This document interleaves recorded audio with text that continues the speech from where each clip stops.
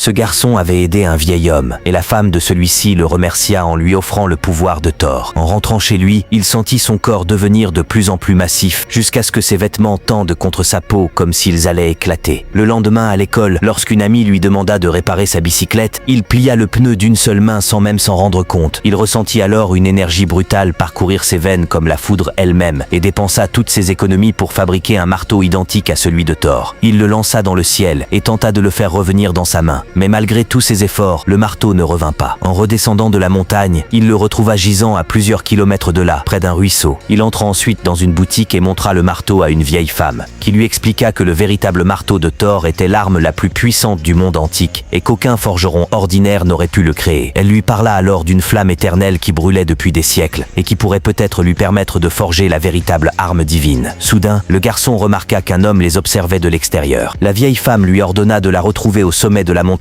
au lever du soleil, puis disparut sans laisser de traces. De retour chez lui, il découvrit que son frère n'était toujours pas rentré. En partant à sa recherche, il aperçut une flamme étrange et intense au cœur de la forêt. Dans le même temps, la vieille femme se retrouva face à face avec l'homme qui les espionnait un peu plus tôt. Sentant le danger venir, elle baissa la tête, embrassa son collier et l'instant suivant, elle se transforma en faucon et s'envola.